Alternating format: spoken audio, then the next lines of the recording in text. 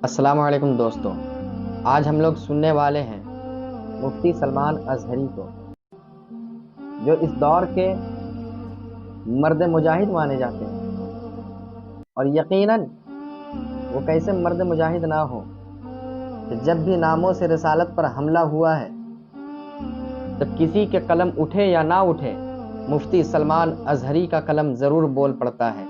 اور ان کا ایک شعر ہے جو پورے ہندوستان میں زلزلہ پیدا کر دیا ہے کہ کچھ دیر کی خاموشی ہے پھر شور آئے گا، کچھ دیر کی خاموشی ہے پھر شور آئے گا، آج کتوں کا وقت ہے کل ہمارا دور آئے گا۔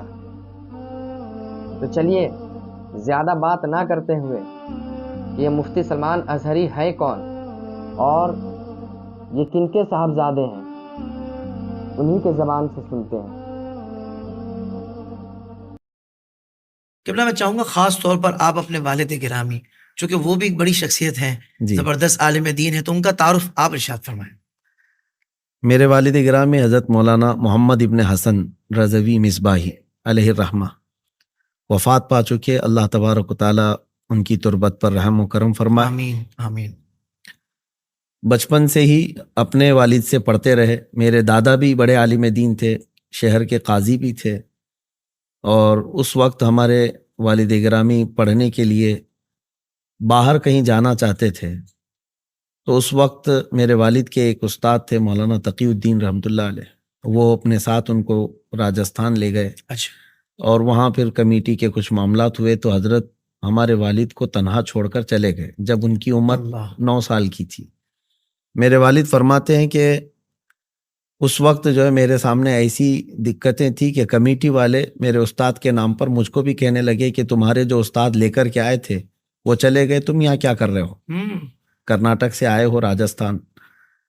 ان کا بڑی مشقتوں کا سفر تھا، انہوں نے کئی مرتبہ اس کو بیان کیا۔ اس کے بعد وہ فرماتے ہیں کہ میں نے 3 جگہ پر خط لکھے، ایک بریلی شریف میں منظر اسلام، اور ایک مراد آباد حضور صدر الافاضل کا جو ادارہ تھا، اور اس کے بعد پھر ایک جامعہ اشرفیہ مبارک پور، کہ اس وقت خطوط لکھے جاتے تھے، جواب بھی آتے تھے۔ تو فرماتے ہیں سب سے پہلے مجھے حضور حافظ ملت رحمۃ اللہ علیہ کا جواب آیا کہ بیٹا آپ آ سکتے ہو، ہمارے ہاں داخلہ لے سکتے ہو۔ تو یہ تنہا ہم اپنے والد کو بتائے بغیر اشرفیہ پہنچ گئے، مبارک پور اعظم گڑھ، اور دقتوں کا سفر تھا۔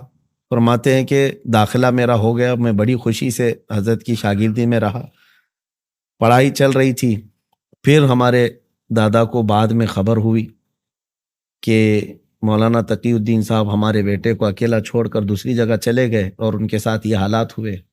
پھر رابطہ ہوا تو خط آیا کہ بیٹا تم واپس چلے آؤ۔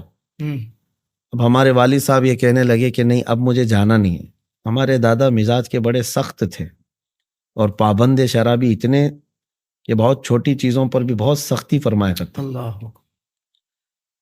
تو ہمارے والد گرامی کو دادا نے بلایا تو انہوں نے آنے سے انکار کیا۔ پھر اس کے بعد حافظ ملت رحمۃ اللہ علیہ کو خط لکھا کہ ہمارے بیٹے کو آپ واپس بھیج دیجئے۔ اللہ۔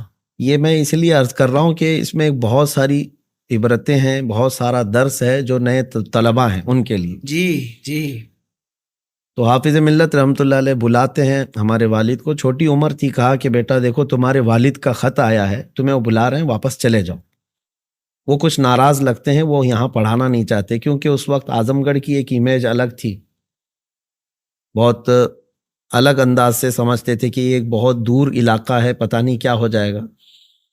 تو ہمارے والد نے کہا حضور اگر میں وہاں چلا گیا تو پھر واپس میری تعلیم یہاں نہیں ہوگی، کیونکہ میرے دادا شافعی ہیں، میری دادی بھی شافعی ہیں، تو شافعی المسلک ہمارے ہاں چلتا بھی رہا۔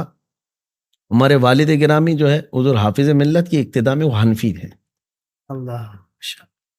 تو ان کو پرسنل شوق بھی تھا کہ یہ حنفی مذہب میں تعلیم حاصل کی جائے۔ تو آپ نے کہا کہ حضور آپ سنبھال لیجئے ہمارے والد صاحب کو۔ تو حافظ ملت نے خط لکھ کر کے بھیجا کہ آپ کا بیٹا پڑھنا چاہتا ہے، آپ اس کو چھوڑ دیجئے ہمارے پاس، ہم اس کو اچھا بنائیں گے۔ ہمارے دادا کا ایک سخت ترین خط آیا، اللہ۔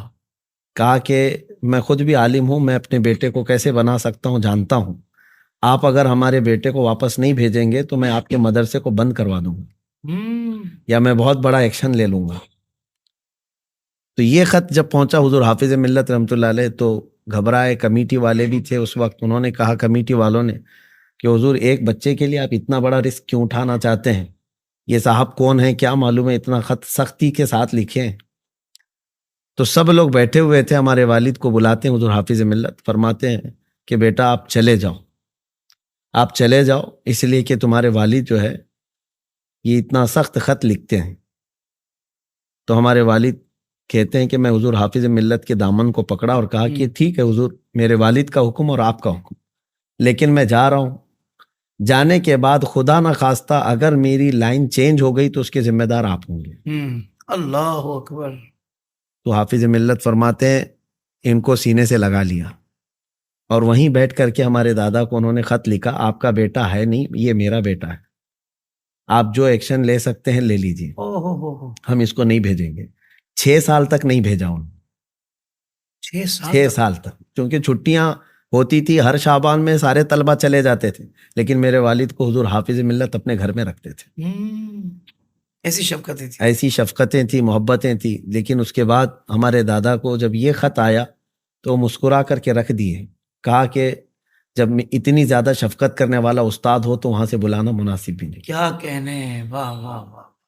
تو اس کے بعد پھر ان کی تعلیم تقریباً وہیں جامعہ اشرفیہ مبارک پور میں مکمل ہوئی اور وہیں پر حضور حافظ ملت رحمۃ اللہ تعالی علیہ کے بہت ساری چیزیں وہ ہمیں نقل کیا کرتے تھے. پھر سرکار مفتی اعظم ہند رضی اللہ تعالیٰ عنہ سے بیعت بھی لیا اور کچھ اجازتیں بھی لی, اور اس کے بعد پھر واپس اپنے وطن آئے. اور ہمارے علاقے کے یعنی یوں سمجھ لیں کہ جنوب ہند کا جو علاقہ ہے وہاں کے پہلے مصباحی عالم دین. سبحان اللہ, سبحان اللہ. ناظرین کرام, میں سوچتا ہوں کہ جن کے والد محترم اتنے پرہیزگار ہوں, اتنے پابند شرع ہوں, تو پھر ان کی اولاد کا کیا کہنا. ان لوگوں نے حضرت مفتی سلمان ازہری کے والد محترم کے بارے میں سماعت تو کر لی, اب مفتی سلمان ازہری کے بارے میں کچھ جانیں گے اگلے ایپیسوڈ میں. جب تک کے لیے اس چینل کو سبسکرائب کریں, اور یہ چینل کا جو نام ہے ازہری للکار, ابھی اس دور کے مرد مجاہد حضور مفتی سلمان ازہری کے ویڈیوز آپ کو ملیں گے. اس لیے آپ ہمارے چینل کو سبسکرائب کریں اور زیادہ سے زیادہ شیئر کریں. پھر ملیں گے اگلے ایپیسوڈ میں, تب تک کے لیے خدا حافظ.